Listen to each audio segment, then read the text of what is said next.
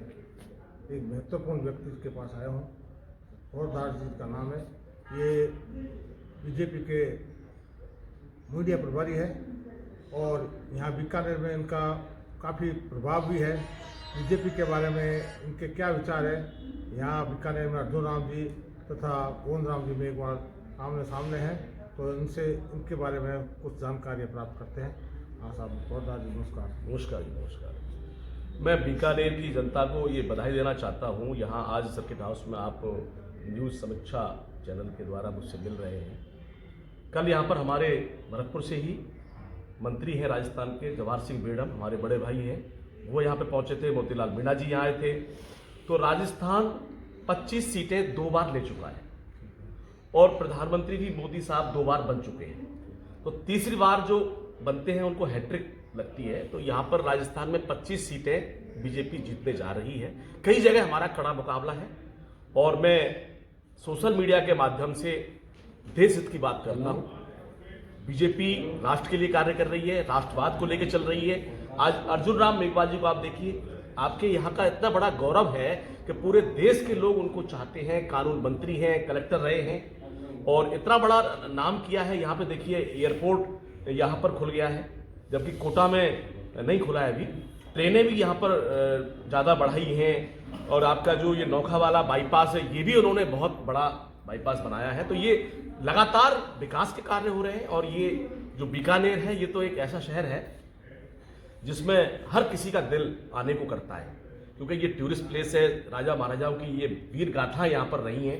आन बान शान के लिए इन्होंने अपने प्राणों की आहुति दी है, जनता के लिए दी है। तो बीजेपी का जो ये चुनाव है 2024 का, निश्चित तौर पर देखो, मुख्यमंत्री आप देख लीजिए, मैं मुख्यमंत्री के विधानसभा क्षेत्र जो नदबई है, मेरे ही विधानसभा क्षेत्र से मुख्यमंत्री आते हैं, या यूँ कह दो कि मैं उनकी विधानसभा से आता हूँ, जहाँ पर उन्होंने जन्म लिया है। हमारा उनका करीब 20 साल से परिचय है।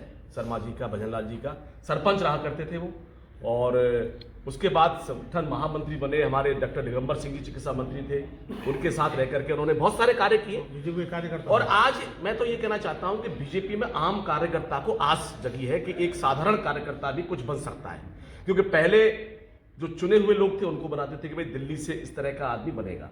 लेकिन अब क्या है, आप देख लीजिए, एक आम कार्यकर्ता को छटनी करके, उस दिन वही था, भजनलाल जी से मैं एक दिन पहले मिला भी था, तो मैंने उन्हें बधाई दी थी कि आप कोई अच्छा कैबिनेट मंत्री बनेंगे। तो उन्होंने कहा नहीं फौजदार जी ऐसा है, तो बड़ा अच्छा मिले, बातचीत की, जवाब बेड़म हमारे साथ थे। और दूसरे दिन आप देखते हैं कि अचानक चौंकाने वाला परिणाम, देश की पूरी मीडियाएं वहां पे थी। श्वेता सिंह का इंटरव्यू मेरे साथ था, कई लोग और भी देश के दिग्गज पत्रकार पहुंचे थे। तो किसी को नहीं पता था कि क्या होने वाला है, उनको खुद को नहीं पता था। तो यही बात होती है, बीजेपी में आम कार्यकर्ता को आस जगी है। और 2024 का शंखनाद, राजस्थान से 25 सीट देकर के तीसरी बार हैट्रिक यहां से जीत होगी। और कड़ा मुकाबला कई जगह होता है, युद्ध क्षेत्र है, इसमें तो छोटा बड़ा कुछ होता भी नहीं है। जैसे राहुल कसबा जी हैं बीजेपी के, उनके पिताजी 4 बार एमपी रहे, इसके माताजी भी इनकी जिला प्रमुख रही, खुद रहे हैं एमपी। लेकिन अब इनकी समझ में नहीं आ रहा है कि भाई किस तरीके से टिकट कट गया है। इतना टाइम आपने राजनीति कर ली है। आप देख लीजिए अटल बिहारी वाजपेयी को देख लीजिए आप, उन्होंने समय से पहले रिटायरमेंट ले लिया। आडवाणी जी को देख लीजिए आप। तो ऐसा नहीं है कि इन्होंने काफी काम किया है। आप देखो रथ यात्रा कितनी उस समय चलती थी, राम का मंदिर वहीं बनाएंगे, ये आडवाणी जी की देन थी। और अटल जी की ऐसी जोड़ी थी वहां पर उस समय कि बताइए आज हम, ये राम का देश नहीं है क्या? बताइए, आपने तिलक लगा रखा है तो इसका मतलब आप भगवान को मानते हैं ना, और निश्चित तौर पर तिलक लगा रखा है तो हिंदू हैं आप। तो ये हिंदू, मुस्लिम, सिख, ईसाई आपस में भाईचारे का देश है, इसमें सब लोग मिलकर के रहते हैं। और यहां सबसे बड़ी बात यह है, वसुधैव कुटुंबकम, ये हमारा नारा है और ये नारा पूरी दुनिया में गूंजता है, क्योंकि वसुधैव कुटुंबकम की बात जो करते हैं वो भारत के लोग करते हैं। यहां पर सबके लिए दिलों में प्यार है। तो आज राम मंदिर यहां नहीं होगा तो कहां बांग्लादेश को होगा, बताइए आप। तो मैं खुद दर्शन करके आया हूं। जिस दिन मोदी जी गए थे 22 तारीख को, मैं उस प्रोग्राम में शामिल था। मैं और डॉक्टर ML स्वर्णकार, जो महात्मा गांधी हॉस्पिटल जयपुर में है, मेडिकल कॉलेज है, उसके जो ऑनर हैं, वो भी गए थे वहाँ। हम बालकनाथ जी भी हमारे साथ थे, सांसद जो है अब विधायक हैं, वो भी हमारे साथ। तमाम लोग राजस्थान से गए थे। और कल परसों की बात है, परसों तो पूरी हमारी राजस्थान की पूरा का पूरा मंत्रिमंडल गया था, सारे MLA गए थे 115। तो वहाँ सबको अधिकार है जाने का।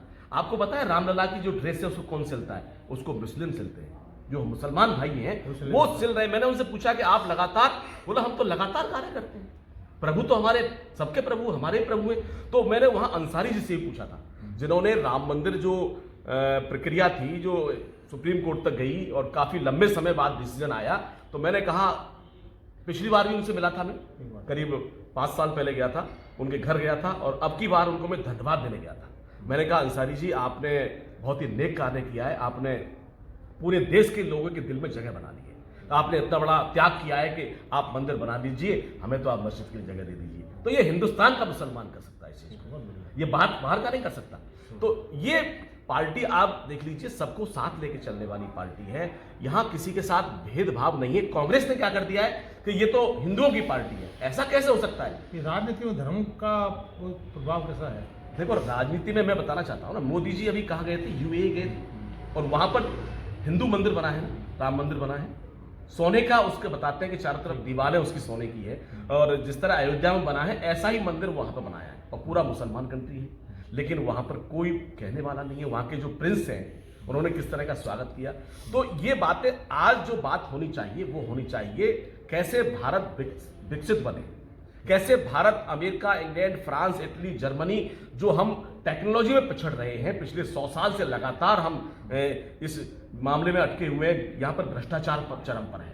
आप देख लीजिए, आज आप विदेश में जाइए, अमेरिका, हमारे कई मित्र रहते हैं, लंदन रहते हैं, बात करते हैं उनसे, तो वो कहते हैं अगर कोई बीमार हो जाता है तो उसके घर पे ही एम्बुलेंस जाती है और इलाज गवर्नमेंट फ्री करती है वहां पर, क्योंकि वहां का हर व्यक्ति टैक्स देता है।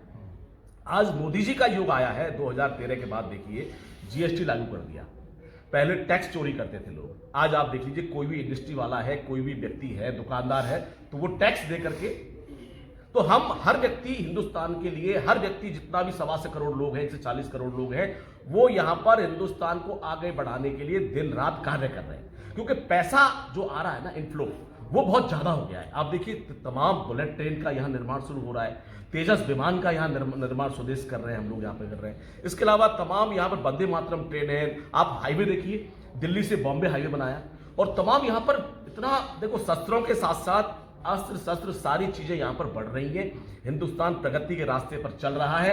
और राजस्थान की आप देखिए, भजनलाल सरकार है, 2-2.5 महीने हो गए, आप राजस्थान की बात करें, मैं बाड़मेर में हूं आपके साथ आज, और इसी जगह पर यहां पर मैं सर्किट हाउस में बैठा हूं, यहां पर मेरे बड़े भाई कल मैडम साहब भी थे, मंत्री। मैं कहना चाहता हूं कि हजारों वर्षों से आप यहां रहते हो, डेजर्ट प्लेस है, ये रेगिस्तान है, चारों तरफ आपके रेगिस्तान है। आप देखिए ईआरसीपी की जो योजना थी उसको वर्षों के साथ पड़ी हुई थी, गड्ढे में पड़ी हुई थी, लेकिन कांग्रेस नहीं चाहती थी कि इस देश का, इस राजस्थान का किसान खुशहाल हो सके। वो चाहती थी कांग्रेस समस्या बनी रहे, किसान तड़पता रहे, अन्नदाता हमेशा जो है कटोरा लेके भीख मांगता रहे। बीकानेर के यहाँ के लोकल आदमियों की 2 समस्याएं ज्यादा है जी। अर्जुन राम जी यहाँ के कानून मंत्री है, हाँ, लेकिन आज तक वो वकील यहाँ वो करते रहते हैं, 17 तारीख को, हर 17 तारीख को वो कार्य बहिष्कार करते हैं, तो उनको अभी तक हाईकोर्ट की कोई वो ग्रांट नहीं मिली। दूसरी बात, अर्जुन राम जो कानून मंत्री होते हुए भी ये नहीं मिली। दूसरी बात, यहाँ लोगों की बड़ी समस्या ये है कि यहाँ जो रेलवे फाटक है उसकी समस्या का हल अभी तक नहीं हुआ। यहाँ भी लोगों में, हमारे शहर के लोगों में बड़ा आक्रोश है, इसके बारे में देखो बीकानेर की आपने जायज समस्या को उठाया है। निश्चित तौर पर मेघवाल जी, अभी पिछले 15 दिन पहले मेरी मुलाकात हुई थी प्रदेश कार्यालय पर, वहां पर गजेंद्र सिंह शेखावत भी आए थे और मेरी इनसे मुलाकात भी हुई थी, प्रेस के साथ हम भी इनके साथ थे। तो आज मैं 3 दिन से हूं बीकानेर में, मैंने देखा है कि यहाँ पर जो रेलवे फाटक है उसकी समस्या गंभीर है। और हाईकोर्ट के बारे में देखो, जोधपुर आपके पास ही है, तो हाईकोर्ट वहां है, जयपुर इधर हाईकोर्ट है, तो ऐसा कोई बात नहीं है। और कानून मंत्री खुद यहाँ के हैं, तो फिर तो कानून का तो यहाँ पर ऐसा कोई, ये जगह तो ऐसी है नहीं, बीकानेर तो शांत जगह है, सब लोग मिलजुल कर रहना चाहते हैं यहाँ पर। तो ये फाटक की समस्या है, इसको अगली बार निश्चित तौर पर हम जो अश्विनी वैष्णव हैं, जो रेल मंत्री हैं, उनके सामने भी रखेंगे। और अगली बार जब आपके अर्जुन राम मेघवाल जी पहुंचेंगे जयपुर या कहीं मुलाकात होगी, तो निश्चित तौर पर उनके कानों में डालेंगे। लेकिन मैं आज चुनावी इस जो अखाड़ा सज चुका है, चुनावी इस धर्म युद्ध के अंदर बीजेपी 370 का जो उनका नारा है वो पूरा पास होगा, और बीजेपी में तीसरी बार नरेंद्र मोदी प्रधानमंत्री बनने वाले हैं, और फिर एक बार भारत विश्व गुरु के सपने सजो करके आगे बढ़ने वाला। चूरू के बारे में आप क्या विचार हैं? चूरू में राहुल कसबा जी अपने परिवार को छोड़कर गए हैं। बीजेपी ने उनको पहचान दी है और बीजेपी में उनके पिताजी ने काम किया, उन्होंने भी काम किया, लेकिन उनका फैसला जो जल्दबाजी में लिया गया है, कांग्रेस ने समझा कि ये गेंद मेरे पास पाले में आ गई तो हम चूरू की सीट जीत जाएंगे, लेकिन वहां से देवेंद्र झाझड़िया लंबी लीड के साथ जीत रहे हैं।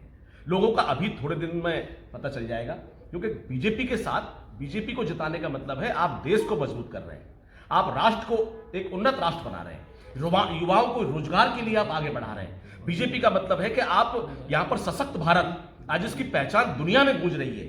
जो आज आप देख रहे हैं, मोदी जी को देख रहे हैं, ग्लोबल लीडर हैं, G21 यहां कराते हैं, आगे कितने राष्ट्राध्यक्ष लोग हैं। पहले आप देखिए क्या होता था, आज भारत दुनिया का सबसे बड़ा बाजार बन चुका है। लोग यहां क्यों आते हैं, विदेशी राष्ट्राध्यक्ष यहां क्यों आते हैं भारत की तरफ?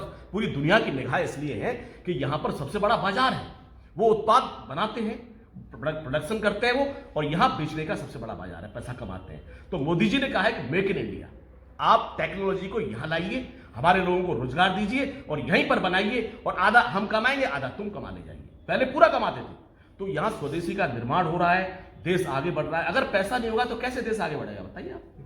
बिजली की राजस्थान के अंदर आपूर्ति देखो, मुख्यमंत्री गए थे अभी, मैं मिला था उनसे ओटीएस में, बिजली मंत्री जो है उनसे पूरा कोयला यहाँ 2-3 साल के लिए लगातार बिजली की कोई समस्या किसान को नहीं आएगी। लाइट के लिए देख लो आप, किसान पहले परेशान होता था, आज 2000 यूनिट बिजली फ्री और 200 यूनिट घर का कनेक्शन फ्री, 200 कर दिया है, 200 कर दिया है। कांग्रेस ने जो किया है उससे डबल कर दिया है। तो बिजली की समस्या नहीं होगी यहाँ पर, रोजगार के लिए।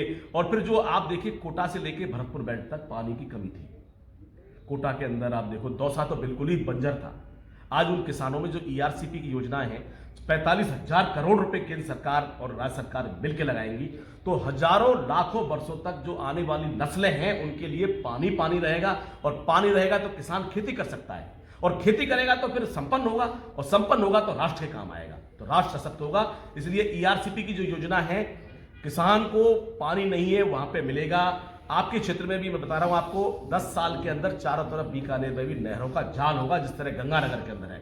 यहाँ का भी किसान जिसके पास 500 बीघा जमीन है वो करोड़पति होगा आने वाले समय में। निश्चित तौर पर देश की और राज्य की दशा बदलेगी, और बीजेपी ही ऐसा कर सकती है, मोदी जी ही कर सकते हैं। धन्यवाद साहब, धन्यवाद बहुत बहुत।